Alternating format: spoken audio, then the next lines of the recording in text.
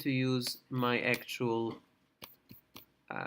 the remote one. I'm just going to use Stata from locally, just because it's a bit easier for me to work locally. It's a bit more stable. So let me show you the simplest possible code that you could generate using Stata, okay? And I want to start fresh, so I don't want you to, I want to quit Stata so I can start entirely fresh, so you could see how it would look like. And actually, let me go onto a new desktop. Okay, so this is my Stata, this is my TV, this is my output window. Here's what I would like to do. I'd first like to open a file, so I want to do step one, okay? Step one is I go to desktop and I want to open this Stata class to DTA, okay? So I make a note here, step one done. I just opened the data set. On the background, what's happening, Stata has done a working data set, which I'm working with.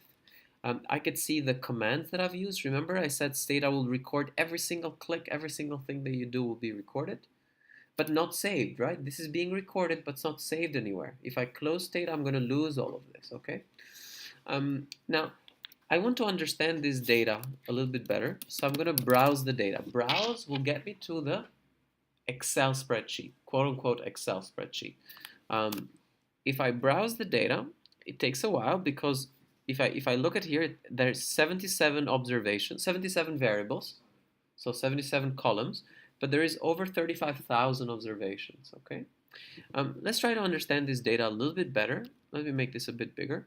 Well, what this is you recognize the name Just Eat? Just Eat, you've seen it around. Well, this pretty much is the companies out of the London Stock Exchange, and I've collected financial data for all of those firms. If you look at it, I've collected a lot of different financial data. The red part means that the variable is recorded as a string, as a character. Even though those are all numbers, Stata thinks that those are characters. Right? The black one means that they're numbers. And what these numbers are is stock prices, averages of the stock prices 1 month prior, 3 months prior, 1 year prior, standard deviation of the stock price, market valuation, etc., etc. Okay, same thing for market valuation. So let me go to the second step of this. So step two, let me manipulate the data. Let me do something very simple. First, I have the name variable. So if you look at this name variable here, at the very beginning, it's name new 1, 2, 3, 4. I don't like that name, so I'm just going to rename this. Rename. Tab is a very useful thing, so I can write name, and this name will show up. And I'll just call this name, okay? Let me rename this. So it's done renaming. I could see both here. And I could also see in my data set. So this variable now is just called name, as opposed to name new 1, 2, 3.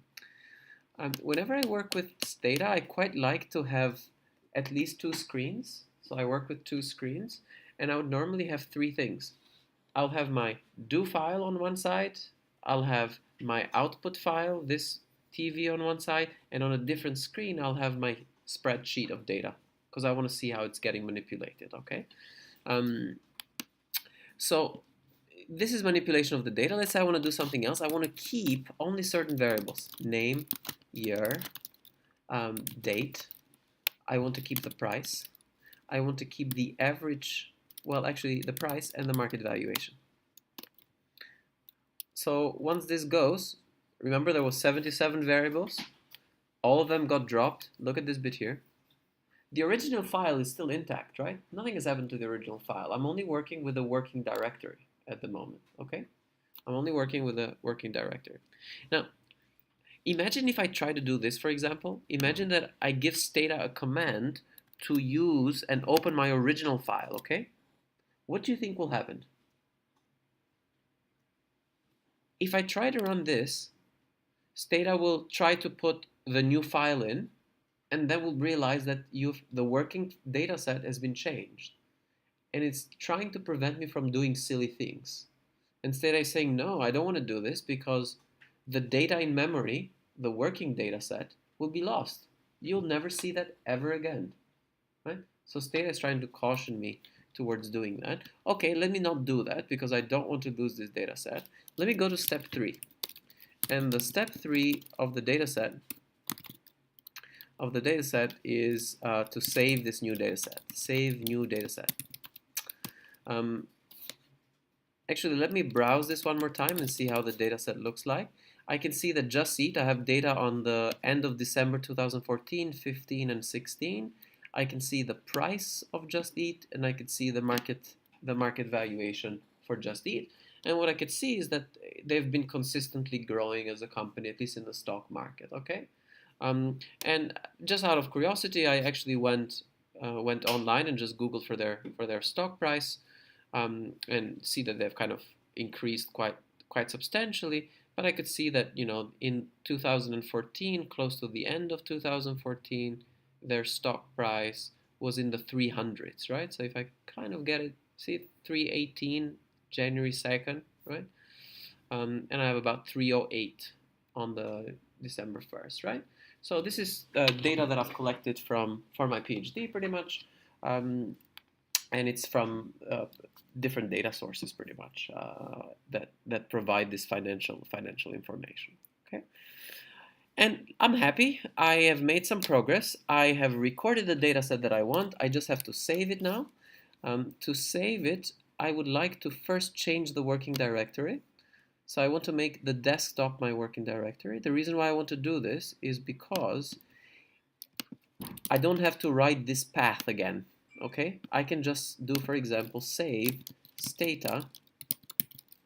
Let's call this class 6. I think this is class 6, right? Yeah. Okay, let's call this class 6. And I want to replace this if there is any other data set that has the same name.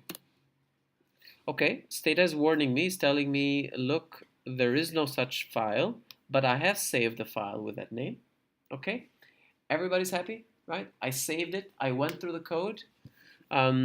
I was very happy with my performance. I close everything. The next day, I go meet my supervisor. I proudly present him the saved data. And he said, you've missed the averages. I want to see the monthly averages 1 month ahead, 3 months ahead, 1 year ahead. And I say, damn, this is annoying. Because now what I have to do, if I open up this stata do file, the latest data set that I have,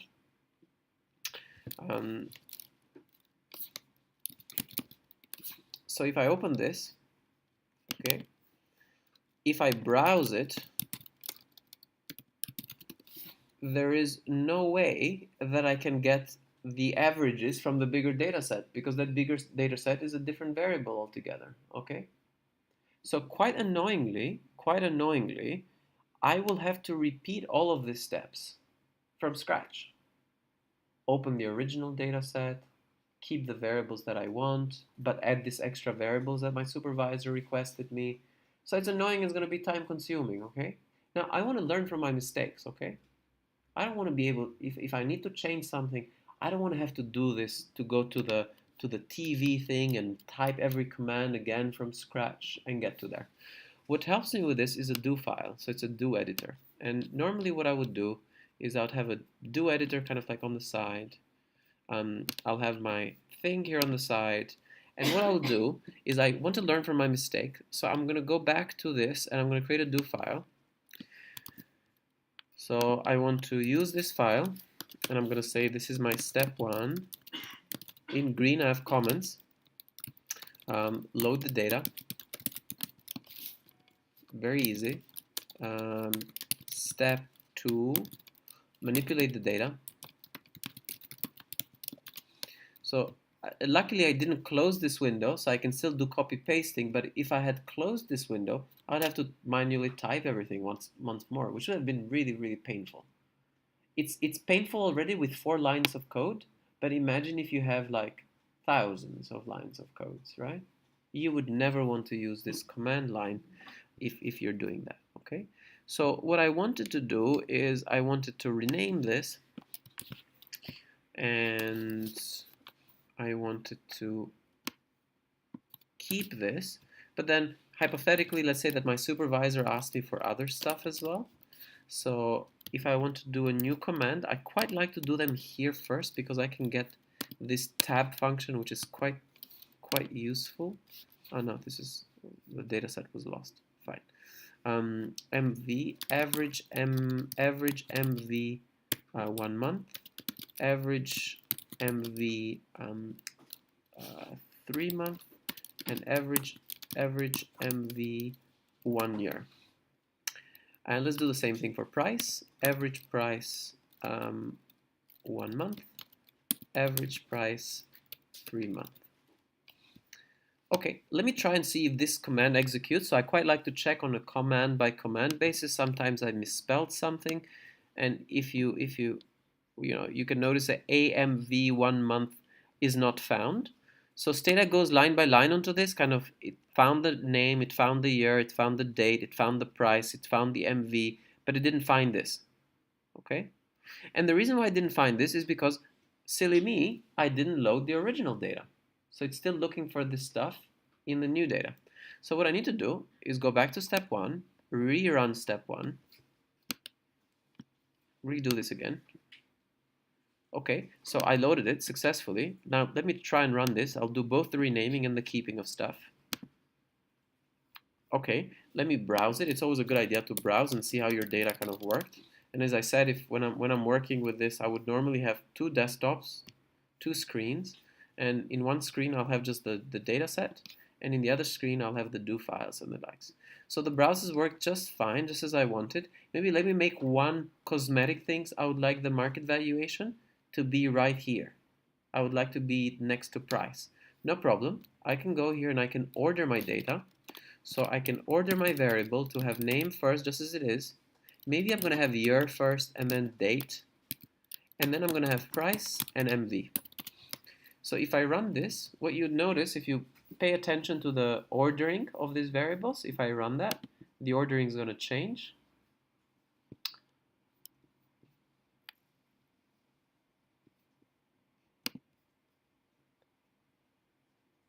Let's see, have we done something wrong? Variable data not found, right? So Stata is very picky about this stuff, right? It's not data, it's date, right? So it's just going to say, well, I don't know what that is, so I'm not going to do anything, okay? So it works on a command by command. So let me do this again. Let me try one more time.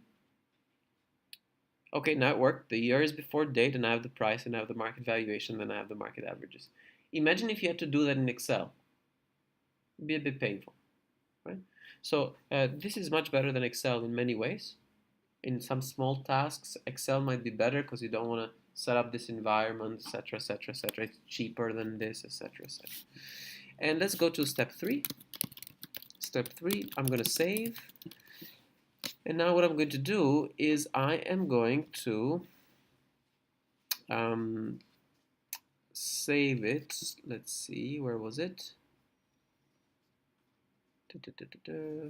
Yep, I want to save this. This is the name, and I want to use replace now. Replace. If I do this, Stata is going to save this on the current working directory, but I want to make sure that the current working directory is the desktop, which I have done, but I want to include that in the actual code. So if I have to run this again, and my working directory is not the desktop, it will change it. So I do this. I go here. Whoops, I should have done that at the beginning before I save it. Okay, nice. Now, I can go and run this code from the very beginning. Sorry about that. I can go and run this code from the very beginning. And what I will get is, well, first of all, Stata is telling no data in memory will be lost, okay? So it's not letting me run even the first line of this code, okay? And now what I want to tell Stata is that I'm actually quite comfortable with this, the data being cleared and me losing the data. So I add this option. So comma means an option, and clear is the option that I want.